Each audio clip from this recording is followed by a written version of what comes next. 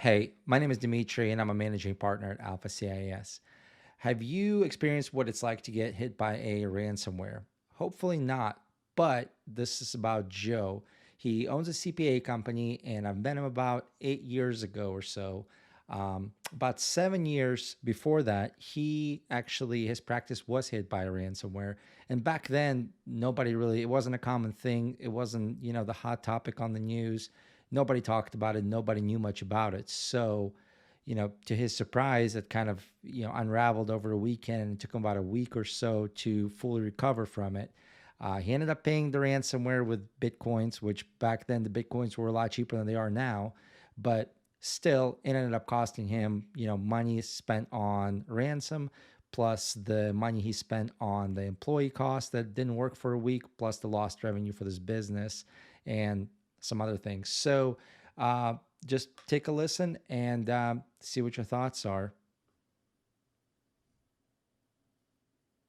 I met Joe at a networking event. He is a CPA and owns his own public accounting firm. Over time, we became friends and I assisted his MSP, managed services provider, on several IT projects. He employs 12 to 15 accountants depending on the time of the year. One Friday, Joe noticed that his systems were running a little slow. Being that it was a Friday afternoon, and having had dinner plans in a few hours with his family and a few friends, he chalked it up to system updates, slow internet, or maybe just him being impatient because it's the end of the week. He quickly finished what he was doing, packed up his things and headed home to get ready for dinner. He forgot about work for the rest of the weekend. Let's fast forward to Sunday. Joe gets a frantic text in all caps from a remote employee, Amber, that said, "I logged into the computer and wasn't able to open any company files. The error says, unknown file type on any program or document I click." She looked further and noticed that the only text document that she was able to open was labeled help_instructions. Oops. Looks like all of your files have been encrypted. Decrypting your files is only possible with the following steps. Listed an email address and a link to a Bitcoin wallet requesting somewhere in the neighborhood of $5,000 to decrypt the system. Amber quickly takes a picture of her screen and texts it to Joe. Joe meanwhile is enjoying a nice sunny day at the park, watching his son's soccer practice.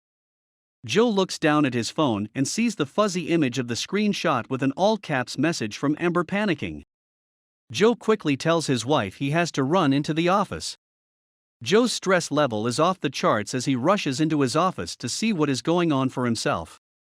He sits in front of the computer he left just a day ago and tries to log in with his usual network credentials, but to his surprise he is greeted with several error messages stating that his account was not found, domain trust lost, and several others.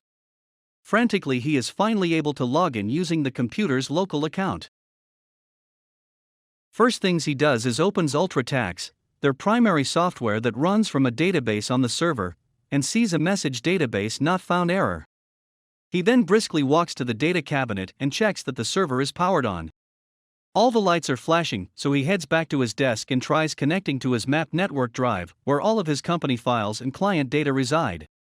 To his horror he finds every doc, PDF and image file has an additional file extension attached to it with an unknown icon showing up for each one.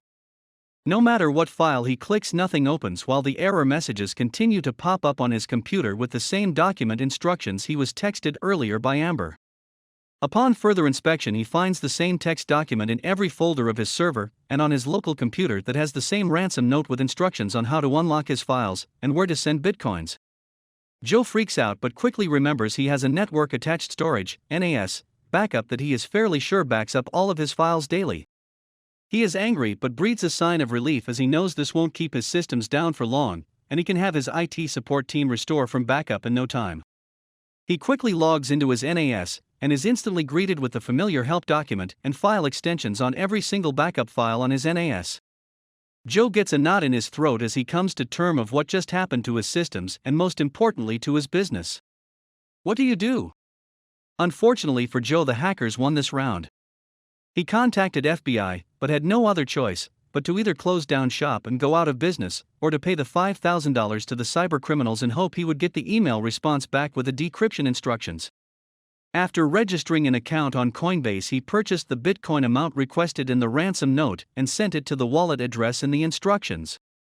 Joe's network attached storage, NAS.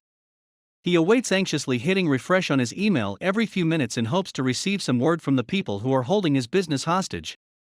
Several hours had passed when he received a new email notification. Attached was a small zip utility with an exe file inside called Decryptor. Joe opens the file and finds a cumbersome interface, where you could select files and click Decrypt.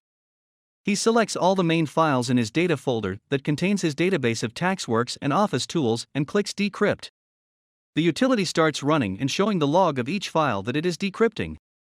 The speed at which it's decrypting is painfully slow, and Joe spends the next 5 days periodically checking the tool as it bounces from decrypting to not responding. Joe had to call a meeting and explain to his employees what happened and why they are getting next week off work. This whole debacle caused Joe to miss out on thousands of dollars in business, as well as employee cost on top of the ransom he had to pay. Unfortunately, Joe is not the only person that this sort of thing has happened to. Many business owners show back up to work on Monday only to discover the same thing Joe experienced. It is one of the scariest things a business owner can face. In this instance, Joe was lucky that the hackers came through on their word and gave him the key to decrypt his files. Many pay money and never see that email that Joe received.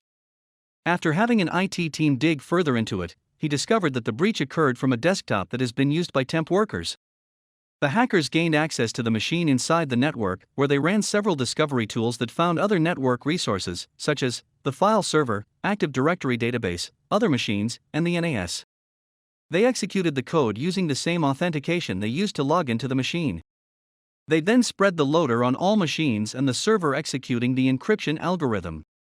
Luckily for Joe, he was able to resume business after decrypting his files, changing all of his passwords, removing all unused users, removing the affected computers from the network, running and updating AV on all machines, and changing all the VPN and firewall settings.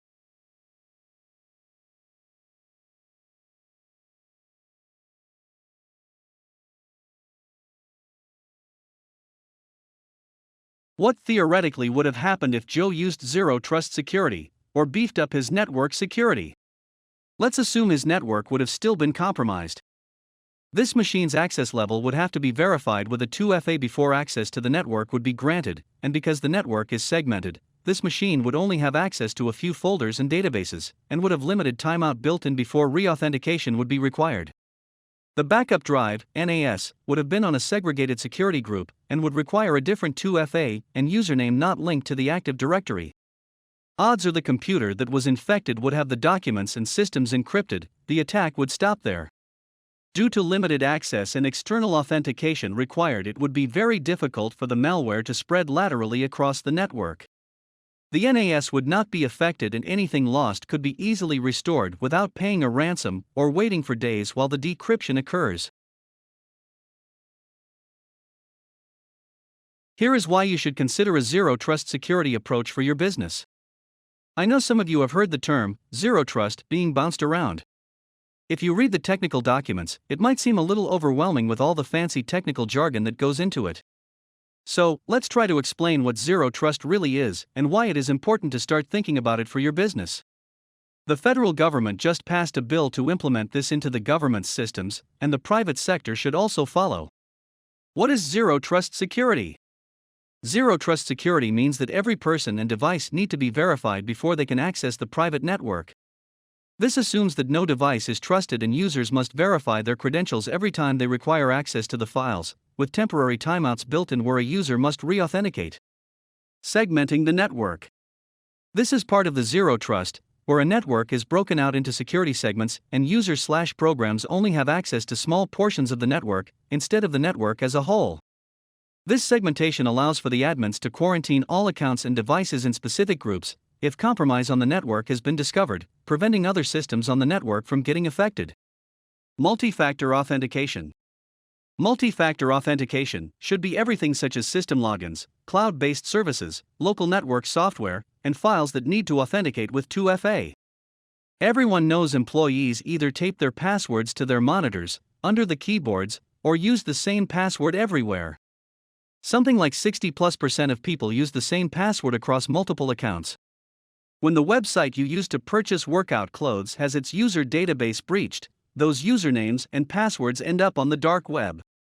These databases become available to hacking groups, which is then used in brute force attacks on open systems such as the one that Joe had. What you can take away from this? What we can learn from Joe is that being prepared for a cyber attack can go a long way in keeping your business running. You don't have to incorporate the zero trust security model overnight or to the full extent, however, bits and pieces can go a long way. Multi-factor authentication should be the norm on all cloud-based and VPN services. Backup devices should be segregated from the rest of the network. Employees should only have access to files and applications that are necessary to their job function. Complex password requirements and requiring employees to change their passwords every 30 days is also crucial in maintaining the security of your systems. Bring up these concerns with your managed services provider, MSP, company.